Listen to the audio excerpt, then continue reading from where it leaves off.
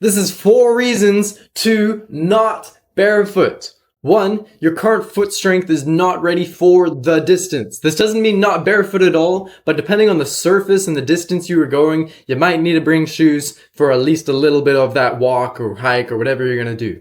Now, when I say foot strength, this could be skin strength, this could be bone strength, or it could be muscular and tendon strength. Now, as you push your limits, you will notice these. 1, probably the skin is going to start hurting. It's just going to be tender on the bottom of your feet for a few hours. Don't worry, it goes away in a couple of days at best if you really pushed it a little bit too hard, and then your feet toughen up.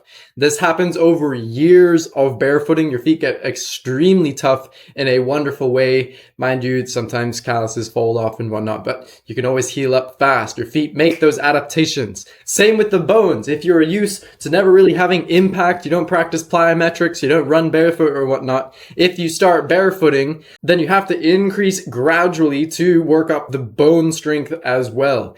Now, this is one that I ignored, and I entered a race. It was an 8-mile race, and I ran it really fast, and I had downhills, and I was like, oh yeah, I'll just run really fast downhill and whatnot. I learned right after the runner's high and the endorphins wore off, I have stress fractures in my ankles. My ankles were broken, and it kind of hurt for like 2 to 3 weeks. My bones had to heal, and I had to be very careful. I couldn't run for like 3 weeks. That wasn't great. So strengthen your bones. Make sure that you're getting the right minerals. I've got videos on how to make sure your bones are strong with minerals now after learning that lesson. Then there's the issue of tendon and muscle strength and endurance, which, if this breaks down, would lead to sloppy form. And overall, this is just an injury risk. You could roll an ankle or whatnot if you don't have enough strength there to keep you supported. This could lead to a lot of bad things. We don't want to do this, which is just another reason why we want to increase gradually, and it should never feel super stressful. This isn't like pushing to failure when you go for a barefoot run or something. You're not pushing to failure like you would with resistance training.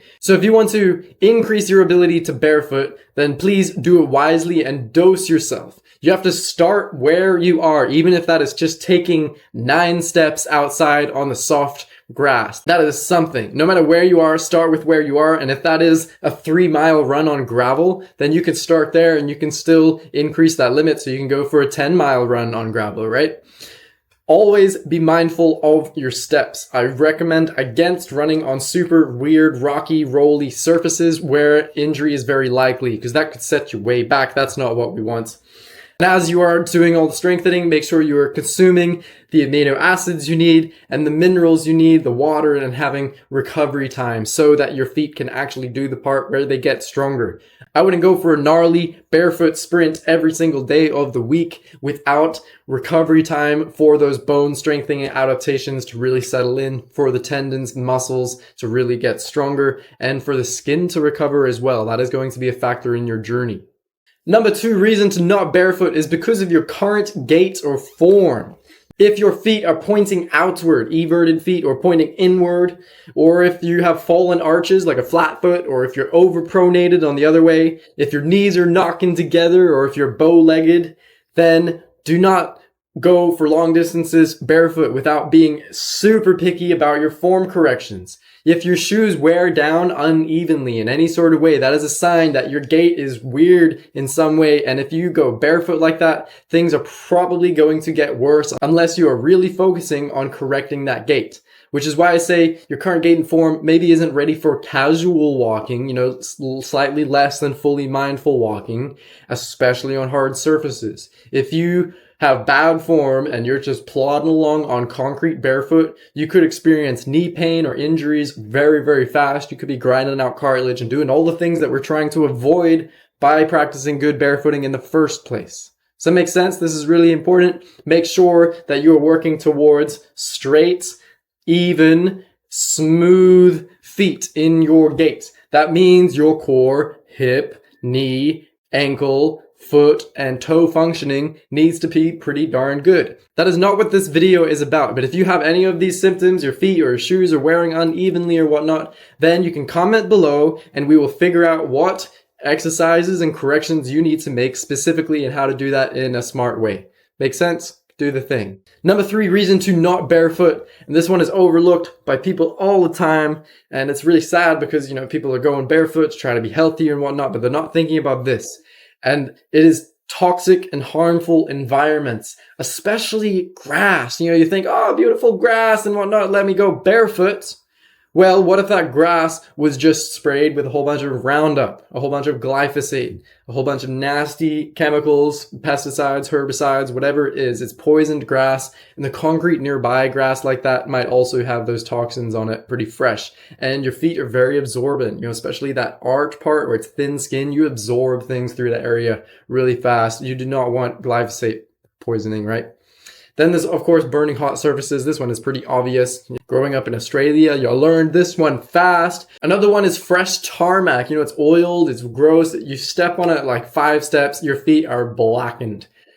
Remember, you absorb things through your feet. You do not want to be absorbing tarmac chemicals. Now, this one's probably pretty obvious. It's walking on ice or snow for long distances. Short distances, I'm a huge fan of. I love the feeling of it. You're like, woo! But if you are not ready to walk barefoot on snow, if you haven't trained like Wim Hof and you're like that kind of superpower, then do not do this and get frostbite. Your body needs to be ready. It can be able to walk on barefoot for an hour, but if you are not ready for it and you do that, then you could get frostbite. You could really hurt yourself. You will know when you are ready to walk on snow for longer periods of time. But in the meantime, maybe you're hiking barefoot in spring and there's a little patch of snow and you go, woo, and you can run across it and you're like, woo, that was a little cold. That is okay.